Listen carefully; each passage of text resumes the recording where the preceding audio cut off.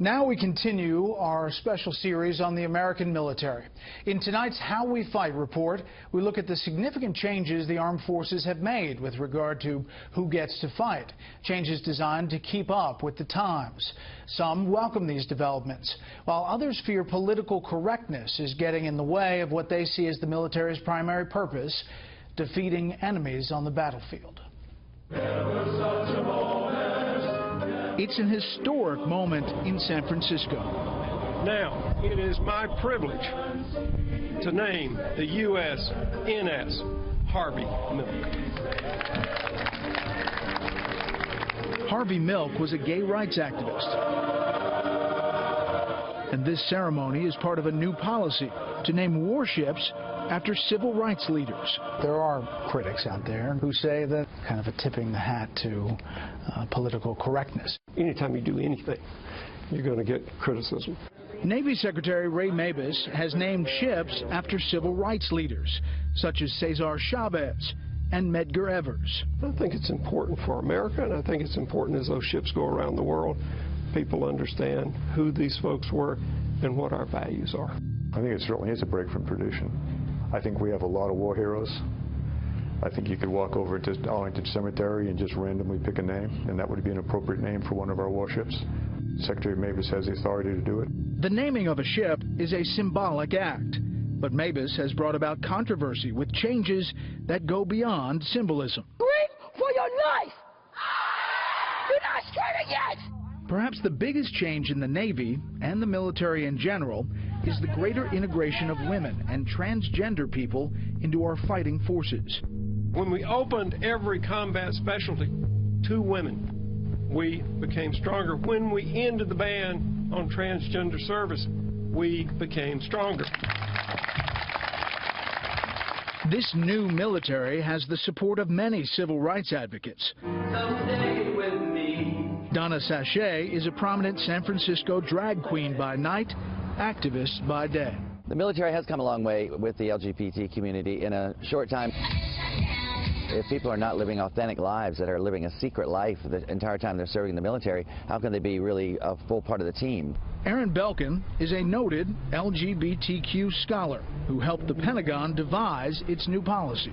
Having a ban in place that prevents people to be honest about who they are gets in the way of military readiness. Retired General John Kelly of the Marine Corps believes it may not be that simple. Right now, if you are being medicated, unless it's fairly temporary, you will get discharged. It is my understanding that some transgenders need lifelong hormonal treatments. Then the depression issue in many cases. Gender dysphoria is the distress that a transgender person might feel if they're born in the wrong body. Not all transgender people suffer from distress. It goes back to this issue, Bret. Does it make us more lethal? And I clearly would argue that it doesn't make us more lethal. I guess the argument is if they make the standards and they want to serve the country, why wouldn't transgenders? There's a lot of ways to serve your country. The military is a very, very different organization in the sense of what it does. At the end of the day, it fights. A more diverse force is a stronger force. I live in Silicon Valley. The most dynamic companies are inclusive and diverse. But lightning strikes of great ideas are not the metric of success of a military unit. Unit cohesion and battlefield lethality are the measures of success of military units. So the rules that apply in other circumstances don't necessarily apply in the military. The number of transgenders in the military, however, is dwarfed by the number of women. Thus, the efforts to integrate women into active combat specialties is likely to have an even greater effect. The Marines are the only ones that have a separate boot camp, and they are moving toward more and more integration at boot camp today. When this integration was first proposed, the Marine Corps decided, and I think did exactly the right thing, to do a study.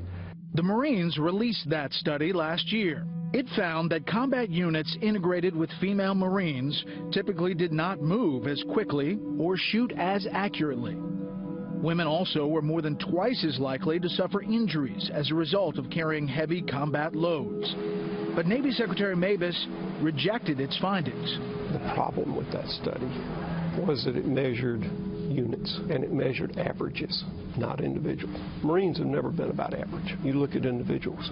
Can that individual make it? Then, if you're a man or a woman, if you're black or white or brown, doesn't matter. Did the Marines give the Navy Secretary faulty data? The Marine Corps hired the best kind of sports medicine and physiological department in any university in the country. The study came up with women, generally speaking, are not as strong as men. We paid $36 million for that. Of course, it was rejected. You always have some folks that think any change is going to be bad. I mean, you look back when we integrated in the 40s.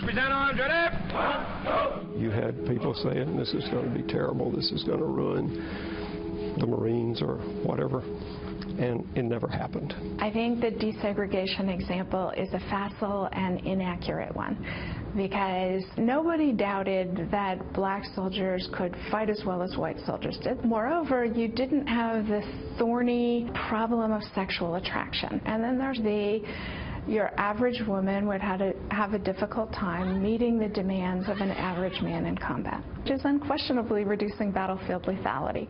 You know what they say?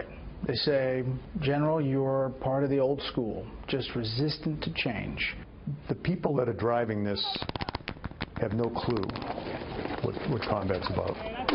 So they have no idea. But it's doing harm in your eyes. These are phenomenally good young men and women. When we turn them in the United States Marines, we love them. But at the end of the day, we're the ones that put them in body bags. We're the ones that bury them.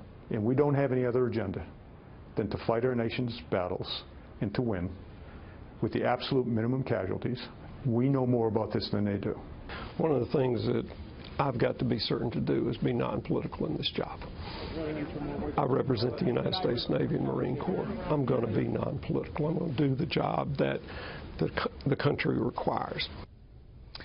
On tomorrow's How We Fight, we look at changes at the front, specifically the rules of engagement.